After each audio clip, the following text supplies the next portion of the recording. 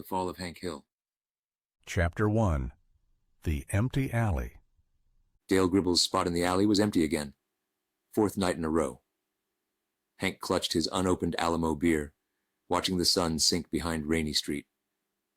20 years of routine, broken by an absence that felt wrong in ways he couldn't explain.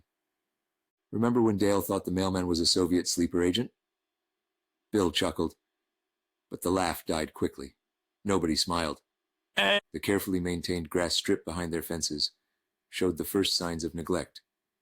Dale's patch was growing uneven, 3 days of newspapers untouched. The evening cast long shadows across the concrete where 4 men should have been standing. "Dang old," Boomhauer muttered, then fell silent.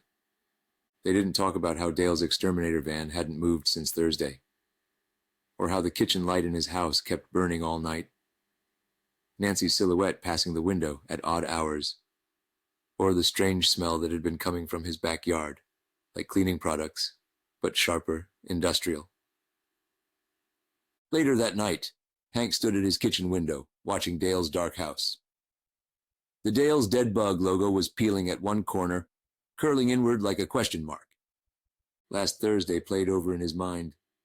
Dale at his back door, unannounced. Not unusual, except... "Something wrong with your eyes?" Hank had asked. Dale had been squinting, blinking too much. "Allergies," he'd said. But Dale didn't have allergies, never had. The conversation that followed seemed normal enough. Dale rambling about inventory numbers at Strickland, about Thursday night deliveries. Typical Dale nonsense. But now, 4 days later, small details began to surface in Hank's memory. How Dale's hands never stopped moving, folding and unfolding a delivery receipt. How he kept glancing at the kitchen clock, as if waiting for something. The way he'd stopped mid-sentence when a truck drove past, his whole body tensing. And that smell on his clothes. Not his usual cigarettes and coffee, but something else. Something chemical. The phone rang, startling him. "Sug?" Nancy's voice was wrong, too controlled. Could you come over? I found something in Dale's office." "Now? It's almost midnight." A pause. "Please, Hank." He found Nancy in Dale's office doorway, staring at something on the floor. The room smelled of pine cleaner and something underneath, that same sharp industrial smell from the backyard. "Look," she said, pointing at the baseboard. In the dim light, Hank could see faint marks on the vinyl floor. Parallel lines, like something heavy had been dragged. They led to the wall and stopped. "Those weren't here Thursday," Nancy whispered. The office looked wrong, too clean. Dale's chaos had been methodically erased, leaving behind a sterile space that felt more like a crime scene than a room where his friend had spent countless hours chasing shadows. "Nancy, when exactly did you last see him?" She didn't answer immediately. Her hand moved to her throat, touching something. A small bruise, mostly hidden by her collar. Fresh. "I need to show you something," she said finally, walking to Dale's desk. "But first, tell me what you know about last Thursday's poker game at Strickland." The ceiling fan spun silently above them, its shadows wheeling across walls that still held ghostly outlines where Dale's conspiracy papers had hung.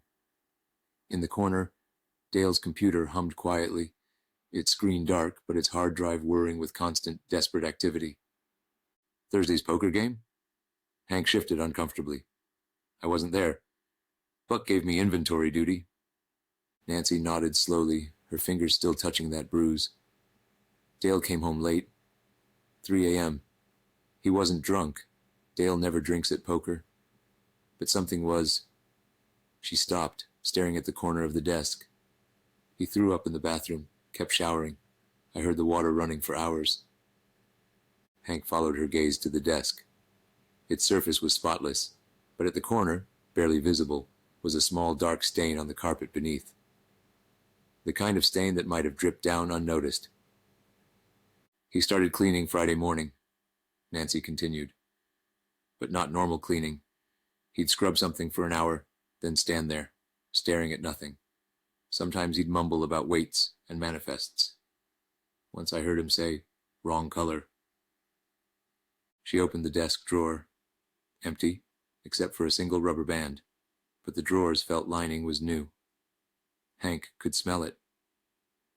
"Dale never changed the linings," Nancy said quietly. Said that's how they hide their listening devices. Something about the rubber band bothered Hank. It was stretched and twisted, like someone had been worrying it for hours. Dale didn't fidget. That was Bill's habit, not Dale's.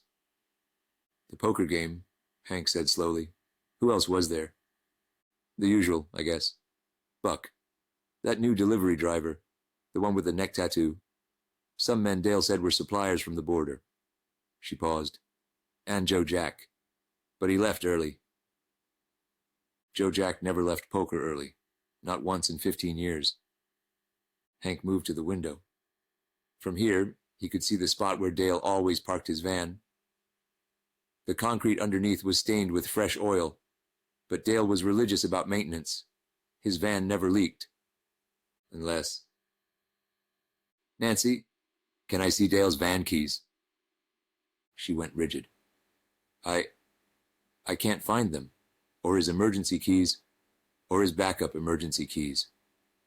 A sound from downstairs made them both jump. Just the ice maker, Hank told himself. But Nancy's reaction... "Joseph's at a friend's," she said suddenly, unprompted. Her voice had that same controlled quality. "He's been there since Friday morning," Dale insisted. Said the boy needed to focus on his homework. Dale had never insisted on homework in Joseph's life. Hank moved to the computer, reached for the power button. "Don't," Nancy said sharply, then softer. "Please, just don't." That's when Hank noticed the splash pattern on the wall behind the monitor. Tiny droplets, almost invisible against the beige paint. The kind of pattern that might come from someone typing while their hands were wet. Or while something was dripping from their sleeves. "Nancy," Hank said carefully, "what else happened after the poker game?" She opened her mouth to answer, but stopped at the sound of a car door closing outside. Heavy footsteps on the walkway. Then Buck Strickland's voice, far too cheerful for midnight on a Monday. "Hank, my boy. Nancy, honey, y'all still up? Found something of Dale's at the office. Thought I'd drop it by." The footsteps on the porch were wrong. Buck's usual stumbling gait was replaced by something deliberate, measured. Nancy's hand went to her throat again, covering the bruise. "Bathroom," she whispered, gesturing upstairs. "Behind the mirror." Hank climbed the stairs as Nancy opened the front door. Buck's voice drifted up, thick with false cheer. "Just found this in the back room. Dale must have left it after our little game." The bathroom was dark. Hank found the mirror cabinet by feel, fingers trembling as he opened it. Inside, tucked behind a bottle of Joseph's acne medication, was a small tape recorder, the kind Dale used for his field notes. The tape inside was labeled Poker Night. Below the recorder lay something else. A single playing card, torn in half. The ace of spades, stained with something dark that hadn't quite washed out. Hank pocketed both, his fingers brushing against something sticky on the card. Through the floor he could hear Buck moving around downstairs, opening doors, his voice getting closer to the stairs. "Mind if I use your bathroom, Nancy? Too many beers at Sugarfoot's?" Hank slipped into Dale's bedroom. The chemical smell was stronger here. The bedroom window was open slightly, creating a draft that carried the scent of pine cleaner and something metallic. The bed was made with military precision. Another thing Dale never did. The closet door was ajar. Inside, Dale's clothes hung with strange gaps between them, as if items had been removed selectively. His gun rack was empty. Not just of guns. The entire rack had been unscrewed from the wall, leaving behind fresh holes in the plaster. "Just gonna check upstairs real quick," Buck called out. "Make sure everything's secure like." Hank pressed himself against the wall behind the door. Buck's footsteps reached the top of the stairs, accompanied by a sound Hank had never heard before, a slight metallic clicking with each step. The bathroom light flicked on. A pause. "Now where did you put it, Nancy?" Buck muttered, barely audible. The medicine cabinet creaked open. In the bedroom, Hank's foot brushed against something under Dale's bed. He reached down slowly, fingers closing around cool plastic, a disposable camera. Buck's voice turned sharp. "Nancy, where's that tape?" Hank heard Nancy's muffled response, then Buck's footsteps moving faster now, towards the bedroom. The metallic clicking grew louder. The camera felt heavy in Hank's pocket as he stood in the darkness, watching the doorknob turn. The door swung open. Buck's silhouette filled the frame, wrong somehow, thinner than Hank remembered from just last week. He'd changed his cologne, too. The usual bourbon and cigars smell was replaced by something antiseptic. "Hank?" Buck's voice wavered slightly. "That's you, my boy?" "Yes, sir, Mr. Strickland." "Mind telling me what you're doing in Dale's bedroom at midnight?" "Nancy asked me to check the windows. Said they weren't latching right." "Mighty thoughtful of you." Buck stepped into the room. In the dim light from the hallway, his usual jovial face looked hollow. Found what Dale left at the office. His cigarettes. Full carton. Strange thing for Dale to forget, wouldn't you say? The carton Buck held up was Dale's brand, but something was off. Dale always crushed the left corner of his packs to mark them as his. These corners were pristine. "Those aren't Dale's," Hank said quietly.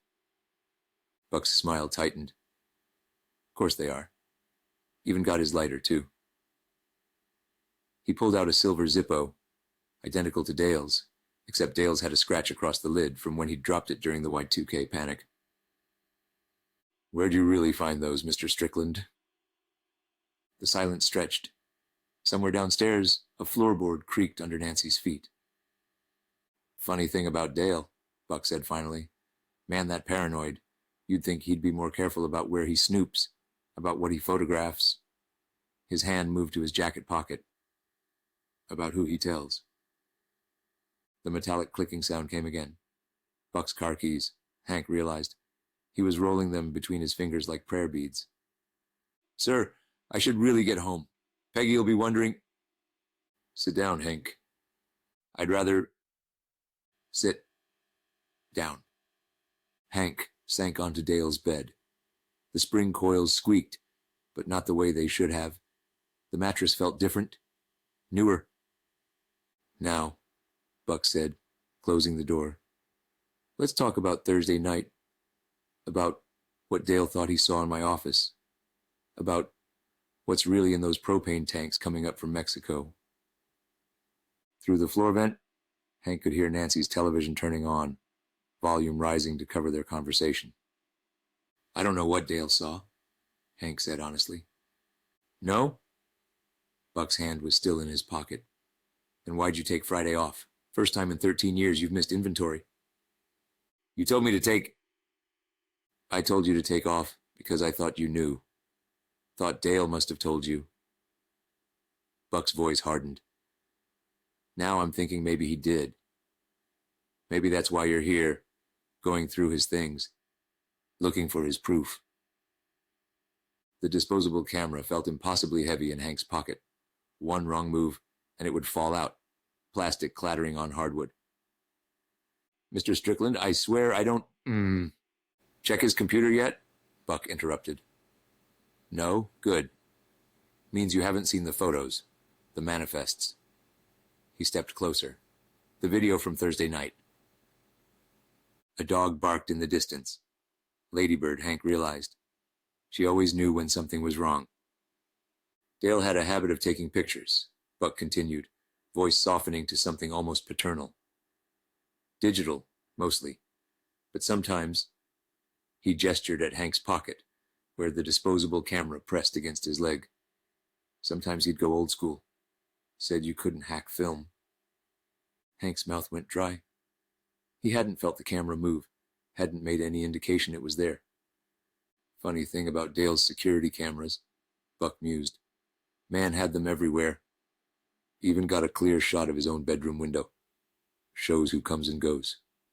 Shows what they're carrying. His keys clicked faster now. Shows what they put in their pockets. From downstairs came the sound of glass breaking, followed by Nancy's too loud apology to no one. I always liked Dale, Buck said. Man was crazy as a soup sandwich, but he understood business. Understood that sometimes legitimate businessmen have to make arrangements, handle things quietly. He sighed. Until Thursday. Should have stayed in the bathroom like I told him. Should have minded his own business. The mattress beneath Hank felt wrong again, too firm in spots. Sir, Hank said carefully, where is Dale? Buck's smile returned, genuine this time. Now that's the question, isn't it? Nancy filed a missing persons report. Police didn't seem too concerned. Said Dale was probably off on one of his adventures. He leaned against the wall, completely at ease now. Guess they're right. Man could be anywhere. Could have run off to Mexico. Could be in his bunker. Could be... He patted the mattress beside Hank. Closer than we think. Something in Hank's chest turned to ice. Of course, that's just speculation. Buck straightened up. Point is, Dale's gone. And if he's smart, he'll stay gone. Just like you're going to forget this conversation. Forget whatever you think you know about Thursday night. Forget about... A sound from the closet cut him off. Soft. Almost imperceptible. Like something settling. Or like a phone, set to vibrate, receiving a delayed text message. Buck moved faster than Hank had ever seen him move. The closet door flew open, hangers swaying. Buck pushed aside clothes, hands running along the baseboards until... Well, he said softly. Hello there. He emerged holding a phone, Dale's phone. The screen glowed with a new message. Upload complete. Buck stared at the phone's screen, his facade cracking for the first time. A bead of sweat rolled down his temple despite the cool night air. When did he... Buck's voice caught. He jabbed at the phone's screen with trembling fingers. This isn't... He couldn't have... Hank watched his boss unravel, noticed how Buck's manicured nails were ragged, like they'd been chewed down over the past few days. There was something dark underneath them. Sir, Hank said quietly, what's in the mattress? Buck froze. For a long moment, the only sound was Dale's ancient ceiling fan, clicking with each rotation. Finally, Buck smiled, not his usual good old boy grin, but something empty. You know what your problem is, Hank? You're too damn honest, just like Dale was too damn curious. He pocketed the phone. Some questions shouldn't be asked. Some answers shouldn't be found. A floorboard creaked behind Buck. Nancy stood in the doorway, holding something dark in her hands. Her face was wet with tears. Show him, she whispered. Nancy, honey, Buck started. Show him what you did to my husband. Buck's shoulders slumped. He reached into his jacket, not for a weapon, but for an envelope.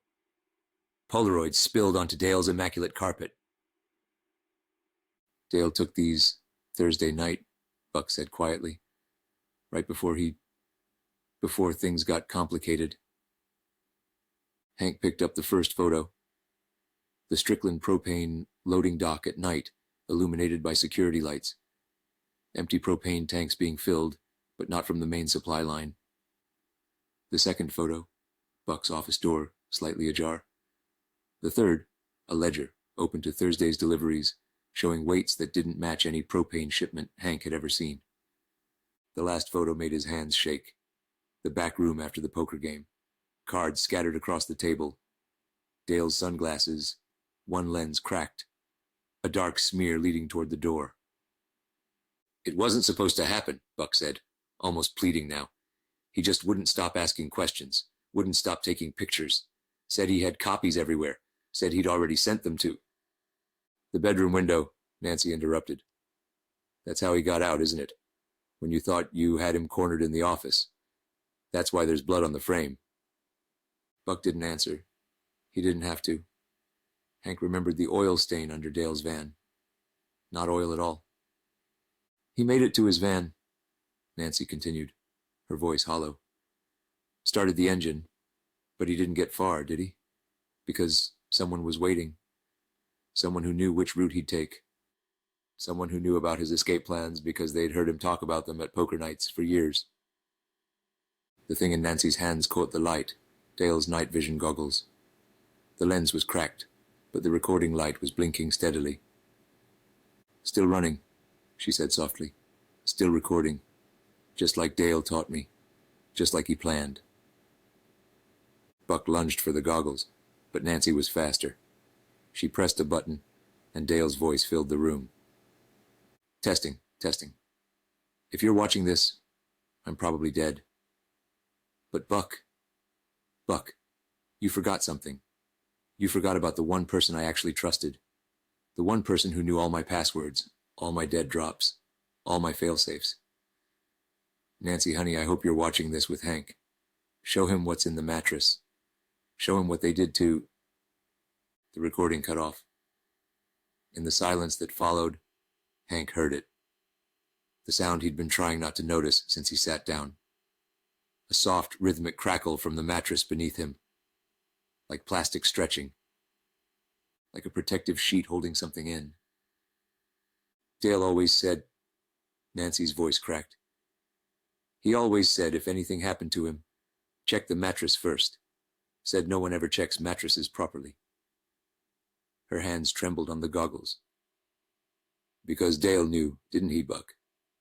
Knew about the other deliveries. The ones that never made it into the logbook. The ones that came back with the trucks. In pieces. Hank stood slowly, understanding now why the mattress felt wrong. Why the chemical smell was strongest here. Why Dale had cleaned so methodically. He was covering the other smells. Buck's keys had stopped clicking. You don't want to do this, Hank. Some things you can't unsee. Like what you did to Dale in that back room. Nancy's voice had gone cold. Like what happened when he finally found proof of what you've been running through Strickland? All those propane deliveries that weighed more going out than coming back in? Hank moved toward the bed. The spring coils creaked again. Not springs at all, he realized. Something else was wrapped in there. Something Dale had found. Something he'd hidden in the last place anyone would look. I treated you like a son, Hank, Buck said quietly. Funny thing about sons, Mr. Strickland. Hank gripped the edge of the mattress. They grow up. They start asking questions. Start noticing things. Like how the Thursday night delivery trucks always came back cleaner than they went out. Like how Dale stopped wearing his sunglasses right after he started counting tanks. The mattress cover split easily, professionally cut and resealed. Inside, wrapped in layers of plastic and tape, was a single manila envelope. And underneath... Hank staggered back. Nancy made a sound that wasn't quite human. Buck just sighed. Told you some answers shouldn't be found. The ceiling fan clicked above them, each rotation marking another second of silence. Finally, Hank spoke, his voice steady, despite everything. Sir, I'm going to have to ask you to step away from that door. It's not what you think, Buck said, but his voice had lost its authority. Dale, he understood in the end. Right before...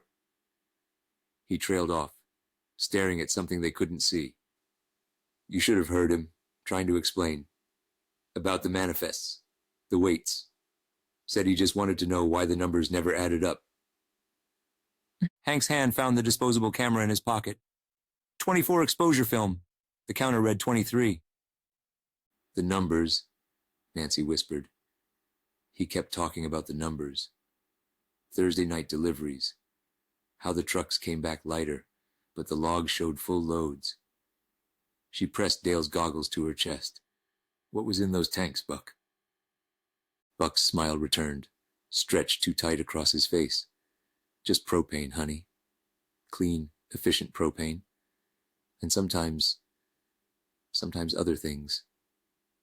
Things that needed to disappear. Things that paid better than propane ever could. The fan clicked. The mattress crackled. Somewhere distant, Lady Bird was still barking. Dale figured it out Tuesday, Buck continued, almost conversational now. During the poker game, went to the bathroom, but he wasn't in there. Found him in my office instead, counting manifests, comparing weights. He shook his head. Should have just let him run. Should have known he'd have fail-safes. Backup plans. Should have checked the mattress. The ace of spades, Hank said quietly. That was his signal, wasn't it? The torn card I found upstairs. His way of telling Nancy where to look. Buck's hand twitched toward his pocket. Always knew you were smart, Hank. Smart enough to walk away from this. Smart enough to understand that some businesses have overhead. Costs that don't make the books. Costs like Dale? Costs like anyone who looks too close at the Thursday night deliveries. Buck's voice hardened. Now, about that camera in your pocket. The ceiling fan stopped clicking. The house went silent, holding its breath. In that silence, they all heard it. A sound from inside the mattress.